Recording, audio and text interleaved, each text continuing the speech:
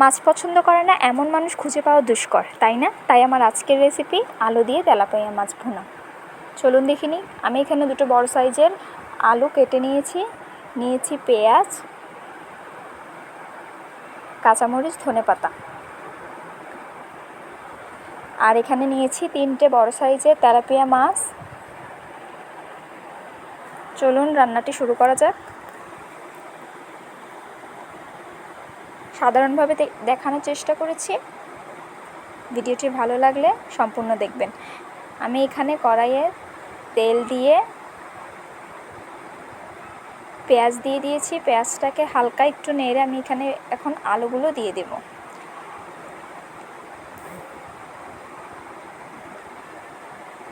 আলু এবং পেঁয়াজটাকে হালকা একটু ভাজা ভাজা করে নেব।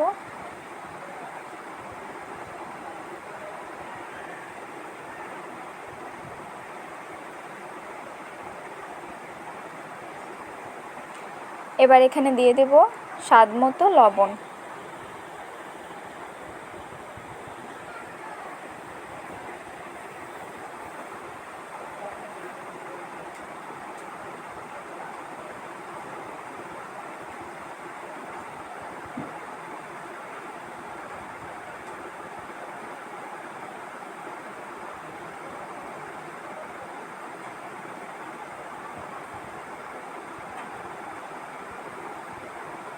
কিছুক্ষণ পরপরই নেড়ে দিতে হবে, না হলে নিচে লেগে যাওয়ার সম্ভাবনা থাকে।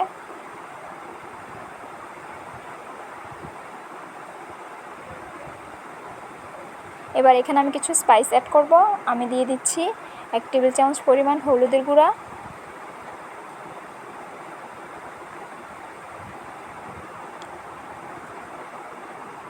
2 টেবিল চামচ পরিমাণ লাল মরিচের গুঁড়া। এই রান্নাটাতে লাল মরিচের গুঁড়াটা একটু বেশি ব্যবহার করার চেষ্টা করবেন, তাহলে কালারটা খুব সুন্দর আসবে।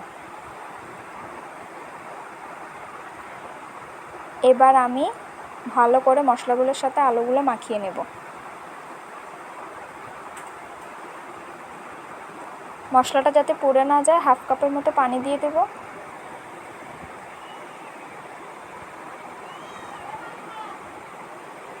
নতুন নতুন যারা রান্না শিখছেন এই রান্নাটা ট্রাই করে দেখবেন, খুবই সাধারণ, হাতে 10 মিনিট সময় থাকলেই চলবে।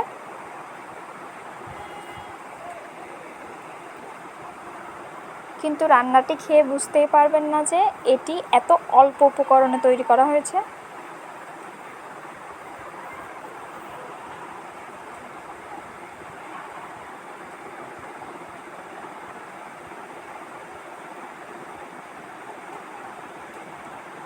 এবার হালকা নেড়ে দেব।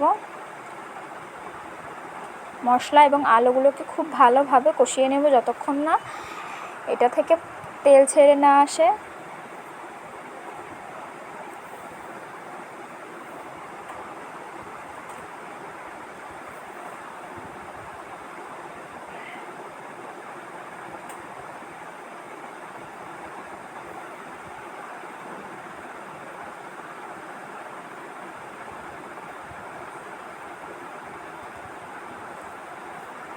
আলুটা 50% মতো সিদ্ধ হয়ে গেলে আমি এখানে মাছগুলো দিয়ে দেব।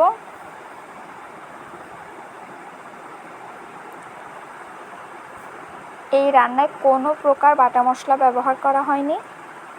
আপনারা চাইলে অল্প রসুন বাটা এবং আদা বাটা ব্যবহার করতে পারেন। ঝালের জন্য দিয়ে দেব কাঁচামরিচ।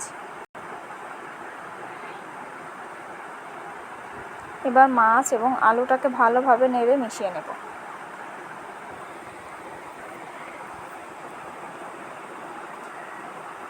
এবার আমি এখানে 1 কাপের মতো পানি অ্যাড করেছি।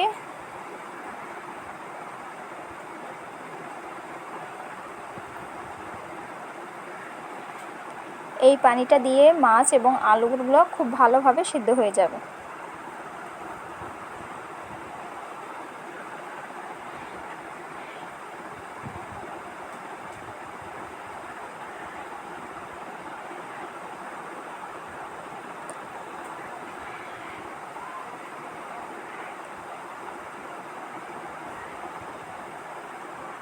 আমি এই রান্নাটাতে একটু বেশি ঝোল রাখবো, তাই আমি পানিটা একটু বেশি দিয়েছি। আপনারা যতটুকু ঝোল পছন্দ করবেন পানিটা সেই বুঝেই দিবেন। এবার ঢাকনা দিয়ে ঢেকে ততক্ষণ রান্না করব যতক্ষণ মাছ এবং আলুটা ভালোভাবে সিদ্ধ হয়। 10 মিনিট পরে ফিরে এলাম। দেখুন আমার মাছ এবং আলুটা অলমোস্ট সিদ্ধ হয়ে গিয়েছে এবং ঝোলটাও গাঢ় হয়ে এসেছে। এবার শেষে দিয়ে দেব ধনেপাতা কুচি।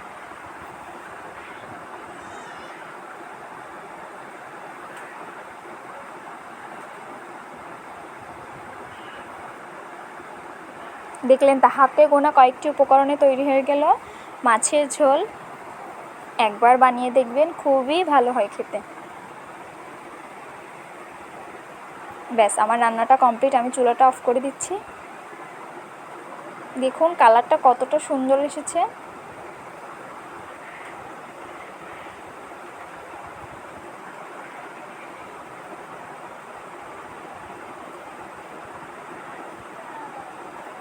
এবার আমি পরিবেশন করে দেখিয়ে দিচ্ছি।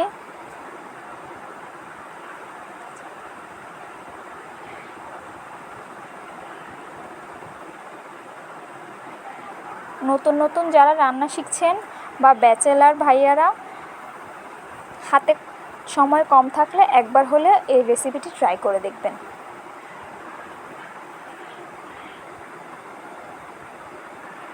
সবাই ভালো থাকবেন, সুস্থ থাকবেন।